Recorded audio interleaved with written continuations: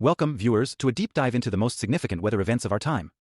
Today, we'll explore the overwhelming power of El Niño and its devastating impact on our planet in 2024. Get ready for an exhilarating and educational journey as we uncover the secrets behind this global climate phenomenon. Every few years, the seemingly calm Pacific Ocean hides a secret beneath its surface, a powerful force raging, a climatic phenomenon that affects weather conditions around the world. Its name is El Niño. From torrential rains that cause catastrophic flooding in South America to severe droughts that cause wildfires in Australia, El Niño is not just a tropical oddity, it is a global disruptor. But what causes this climate phenomenon?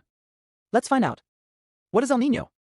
El Niño, which means the buoyant in Spanish, affects the water in the ocean, heating it by about 32.4 to 32.9 degrees Fahrenheit above the average temperature.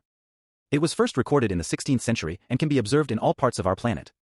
El Niño can lead to floods, droughts, increased levels of CO2, and global temperature changes. It begins to spread from the East Central Pacific Ocean. Therefore, developing countries bordering the ocean and marine life that are not prepared for abrupt climate change suffer the most from the sharp heating of water. However, El Niño is not the only phenomenon that can affect global weather.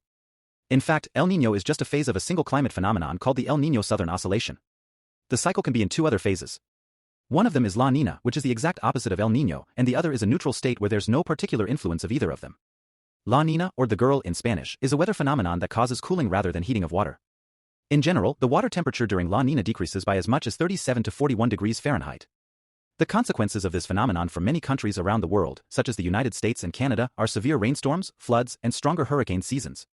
What is La Niña? But the worst part is that these two phenomena are very difficult to predict, therefore to prepare for.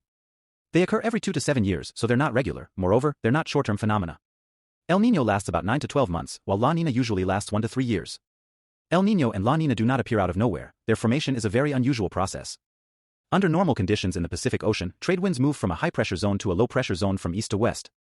These winds direct warm water in the direction of their own movement, closer to Asian countries and Australia, thus cold water rises in the east on the coast of South America, which also has a positive effect on fish catch due to the saturation of such water with nutrients, a process called upwelling. Warm water warms the air, which causes it to rise faster into the lower atmosphere and condense, while cooler air returns to the eastern parts, thus supporting the trade winds. However, if this balance is somehow disturbed, then El Niño or La Niña begins. During El Niño, the winds weaken, so the warm water is not affected by the wind movement to a large extent and upwelling also decreases. Consequently, the water in the Pacific Ocean begins to heat up evenly in normally cold areas. This, in turn, means that rains are also changing, causing dramatic weather changes in all parts of the world. Changes occur in all regions of the world. For instance, in the tropics, the likelihood of flooding increases, while in Western countries, droughts become more prevalent. For example, we can examine the protected area in Hawaii, Pua. Under typical conditions, the average rainfall there is about 2.7 inches in January. However, during El Niño conditions in 2010, only 0.4 inches fell there. Over time, the phase of YNSO can transition, such as to La Niña. During La Niña, the winds, on the contrary, become stronger, increasing upwelling and reducing the areas of warm water in the ocean.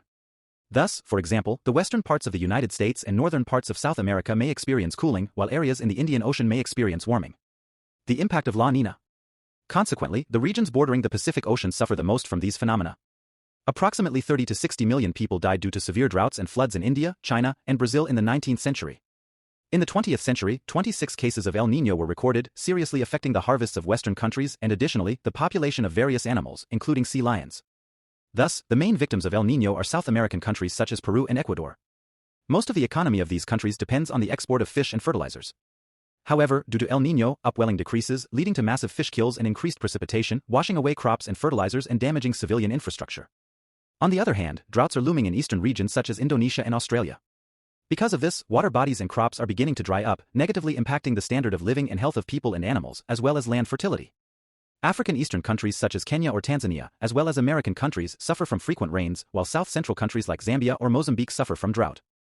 The southern United States, in particular Texas, also suffers from increased precipitation during El Niño.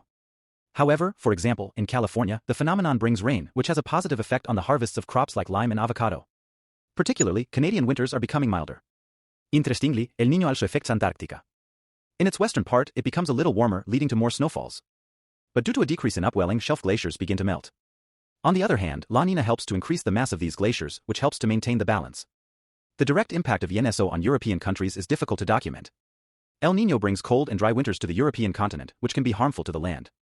For example, in the 18th century, El Niño greatly affected the harvests of European countries, which was also probably one of the reasons for the outbreak of the French Revolution in 1789.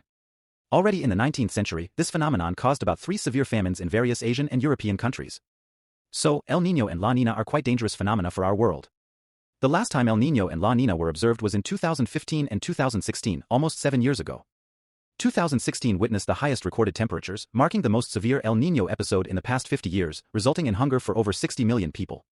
In 2015, equatorial waters remained warmer than usual throughout the year, with the central part of the ocean peaking at almost 37.4 degrees Fahrenheit above average in November.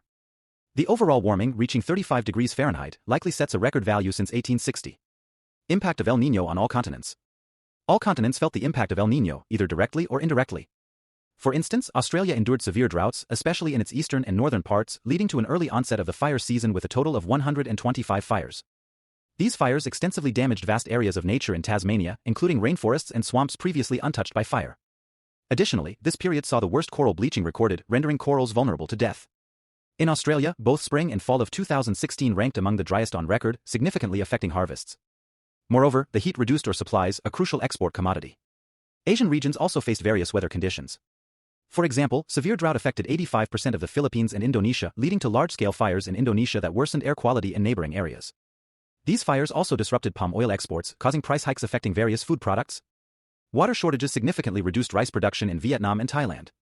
In South America, weather-related disasters were widespread. Peru experienced severe flooding and landslides, displacing about 5,000 people and reducing shrimp production. Additionally, over 150,000 individuals were evacuated from flooded areas in countries like Paraguay, Brazil, and Argentina. Argentina also grappled with a severe locust infestation, worsening agricultural conditions.